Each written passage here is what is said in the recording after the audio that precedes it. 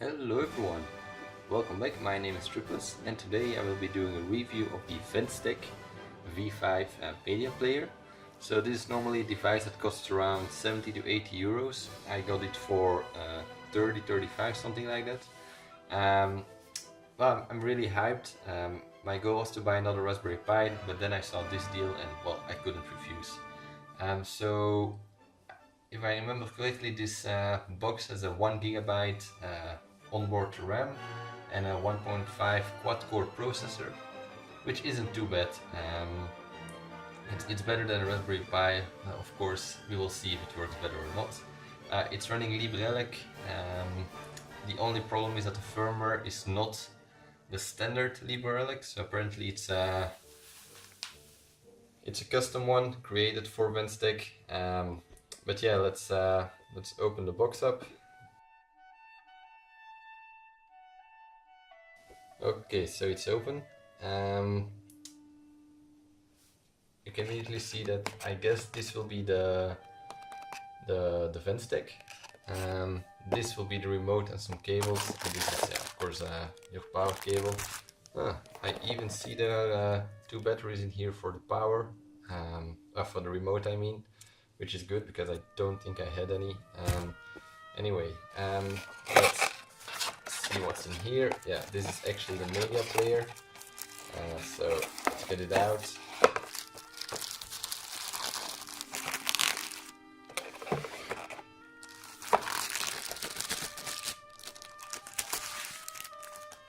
It indeed is. So on the bottom there's it's a V5 power supply, but I think it kind of looks neat. It's just a small box, 8x8x8, and on the back side you have 2 USB cables if you want external HDDs to connect. I don't want that, I will be using my NAS.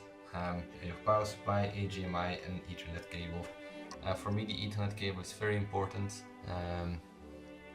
So yeah, and I think the AV out will be your sound if needed. But I hope HDMI is supported here, else I'm screwed. I actually didn't look that up. But anyway, so this is a little box. Coincidentally, this was also called the little black box before it was taken over by Venztech, or at least that's what I understood. And back then the support wasn't that good, but apparently Venztech took over and their support should be better right now. The only thing I'm a little bit scared about is the firmware that won't get frequent updates. But let's see, 30 euros, okay, it's not the end of the world if it doesn't get supported for a very long time, but I hope it does, of course.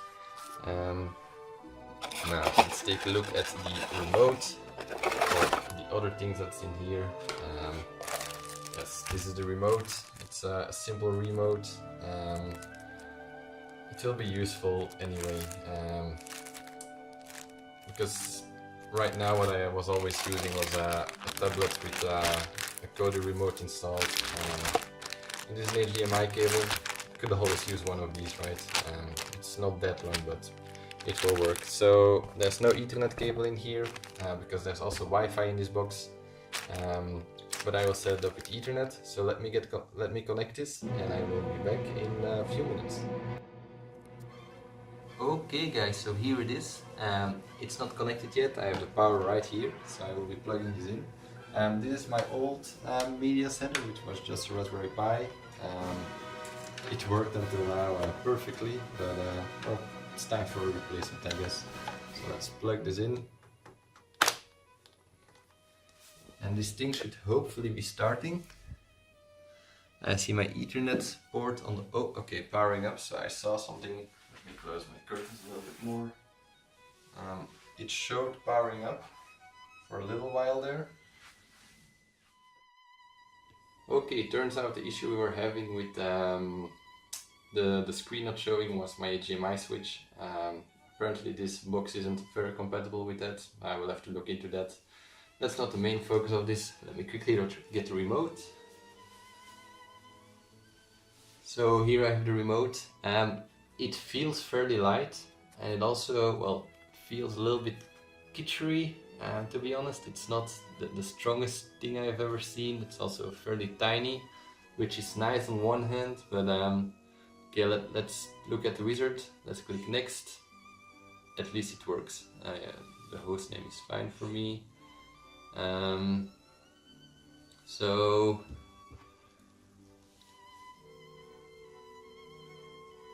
I'm now wondering, here it says to automatically update LibreELEC.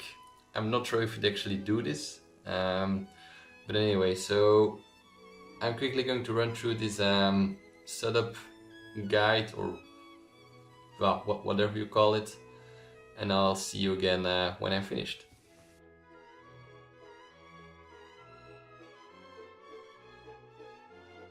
Okay, so now we're just into standard Kodi basically. So we have everything, we have our settings right here.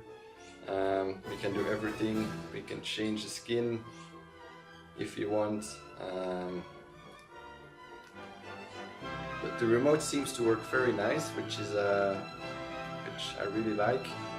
I've always been struggling with remotes in Kodi. Yeah, as you can see, it also feels very fluent, clicking through everything. It's mainly because we don't have any shows added yet. But for that I will have to connect with my database, because all my settings are being managed from there. So let me make some changes to the user settings file, and I'll be right back.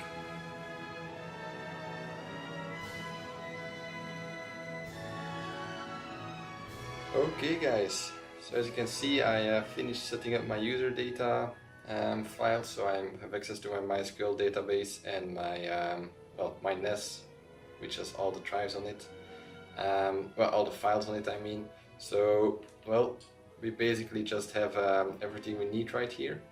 The loading of the files here even takes time on my Windows desktop, so this is just Kodi, or the connection between everything that's a little bit slower, but this feels like it's working okay. So let's quickly just jump into a movie to see if it's fine.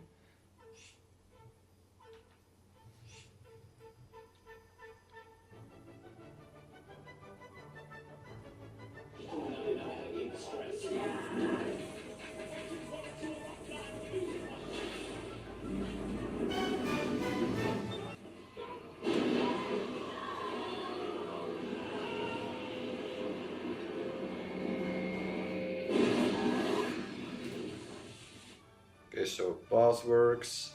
Let's revert by 10 seconds, that works. Proceed 10 seconds. Play again. Stop. So everything seems to work. It feels very smooth right now. I'm very happy with this. You can customize the whole template. This is just a normal Kodi, guys. So if you know Kodi, this feels like it's really whatever you need to get started.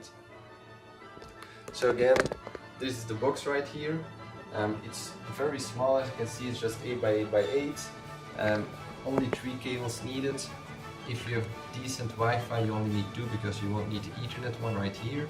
So yeah, I'm really happy with this. It feels very fluent. It does what it's designed to do. As I said, the only drawback I find right now is the fact that I'm not sure about the LibreELEC updates that will come for this device, and I cannot test it because right now there is no newer version.